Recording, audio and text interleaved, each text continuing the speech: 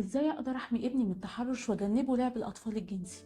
النهارده هعرفكم 9 خطوات عشان تحموا اولادكم من التحرش. اول حاجه ومهمه جدا، لازم تعرف ابنك مفهوم خصوصيه الجسد وتعلمه ازاي يواجه التحرش وازاي يواجه اي حد يتعدى مفهوم خصوصيه الجسد عنده، وفهمه ان ده ممكن يحصل له بس انت المفروض تواجهه.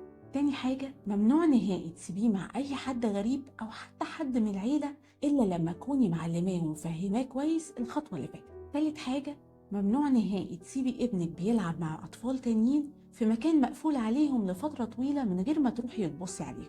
رابع حاجة مترتبة على الخطوة اللي فاتت، ممنوع تسمحي للأطفال إن هم يقفلوا الباب عليهم وهم بيلعبوا. ممكن تقولي لهم أنا بحب أطمن عليكم كل شوية، لما بتقفلوا الباب أنا كده بقلق. خمسة، سيبي دايما مع الأطفال ألعاب مناسبة لاهتماماتهم عشان تكوني متأكدة إنهم مشغولين مع ألعاب وبدايل بيحبوها ومستحيل ينشغلوا عنها. 6، اخلق مساحة للحوار دايما بأمان مع ابنك، مع التأكيد الدايم عليه إنه لازم يجي يقولك على أي حاجة حصلت أو أي حد اتعدى عليه. 7، اربط موبايلك بموبايل ابنك وشوف الألعاب اللي هو بيلعبها وتأكد إن مفيش أي إعلانات خارجة ممكن تطلعله وهو بيلعب. 8، جاوب دايما على أسئلة ابنك المحرجة بدون تردد أو خوف أو كسوف، ولو في أي سؤال مش عارف تجاوب عليه ممكن تبعتهولي وأنا هقولك نجاوب إزاي. آخر حاجة، لازم تعلم ابنك الفروق الجنسية بين الجنسين على حسب سنه. أشوفكم على خير الحلقة الجاية.